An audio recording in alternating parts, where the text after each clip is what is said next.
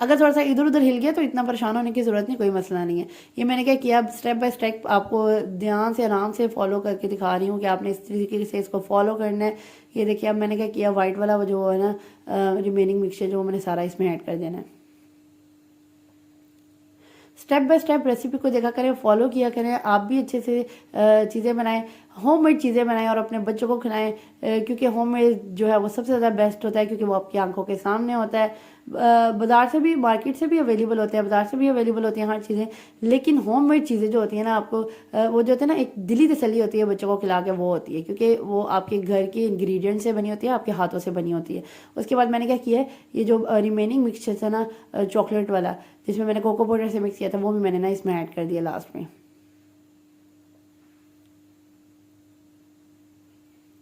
ये आपने ना आराम से ना इसमें सारा ऐड कर दिया, ठीक है।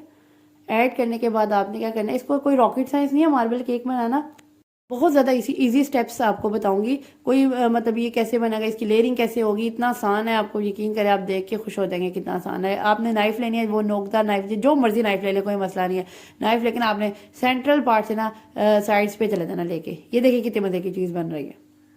कोई इसमें रॉकेट साइंस नहीं होती कि किस तरह बनेगा हमारा फ्लावर, कैसे बनेगा, ये कैसे बनेगा। ये देखिए इतना ज़बरदस्त से बन के रेडी हो गया। जो जो आप पीछे करते जाएंगे ना, वो मज़े मज़े की शेप बनते, कुछ भी नहीं, करते जाए अपना शौक पूरा करते जाए और देखते जाए, ठीक है।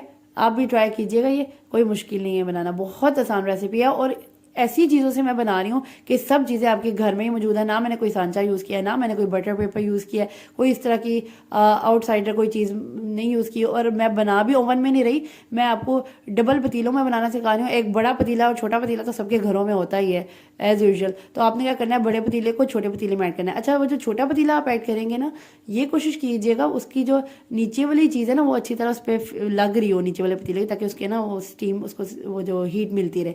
अच्छा, मैंने क्या किया, उसके बाद इसको कवर कर दिया। कवर जो है ना, वो आपने इस रुमाल से करना है, और उसके ऊपर भी मैंने रुमाल कवर किया था। ये मैंने फर्स्ट टाइम ऐसे रुमाल पे रुमाल किया था, तो मेरा क्या ना 35 टू, वैसे मैक्सिमम जो है 1 आवर लगता है इसको बनने में, और ना वैसे 45 मिनट्स में ऑलमोस्ट मिनिमम पक जाता है मेरा।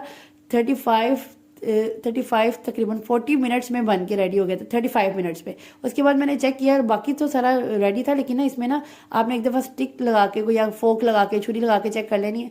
तो मिक्सचर अगर आपका इस तरह से अगर लिक्विड आ रहा है ना, तो इसका मतलब है थोड़ा सा और आपका पकेगा, तो आपने और पका लेना है।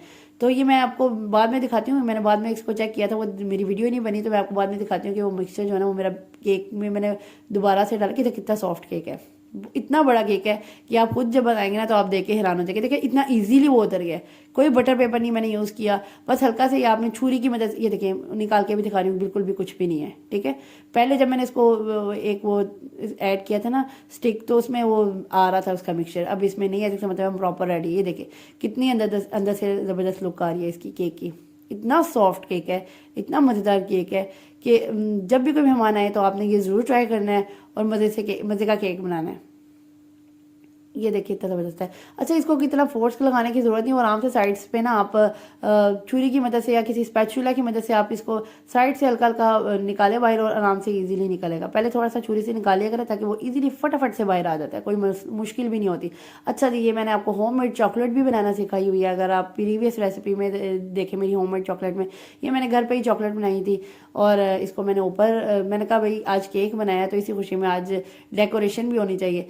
तो ये तो आप जितनी मर्जी चॉकलेट डालें आपकी ख़त्म नहीं होगी, इतनी माशाल्लाह चॉकलेट बन गई थी। ये 1 कप तो मैंने उसमें निकाली है ना, उसके अलावा मेरी इतनी ढेर चॉकलेट बनी पड़ी हुई थी, और मुझे नज़र नहीं आ रहा था कैमरे में इतना। मैं फ्रंट से बना रही थी कि पीछे की तरफ इतना ज़्यादा लेयरिंग नहीं हुई, तेरे कोई मसला नहीं, मैं बाद में खुद ही कर ली थी उसकी प्रॉपर सारी चॉकलेट अच्छे तरीके से लगा ली थी। अच्छा, मैंने कहा कि इस चॉकलेट के मिक्सचर को अच्छी तरह पूरे केक पे स्प्रेड कर लिया है, तो इतना मज़ेदार से केक बनाया, और फर्स्ट टाइम मुझे लगता है मैंने मीठा बनाया, तो कुछ मज़ेदार से डेकोरेशन भी होनी चाहिए। तो मैंने क्या किया, मेरे पास ये बंटीज थी, तो मैंने उसको ऊपर चॉकलेट को स्प्रेड करके ऊपर से बंटी से उसको डेकोरेट कर रही हूँ। तो किसी दिन आपको ना एक मज़े की पेस्ट्री भी, होममेड पेस्ट्री भी बनाना सिखाऊंगी इसी चॉकलेट से, और इसी ना होममेड केक से, बहुत मज़े की बनेगी वो भी।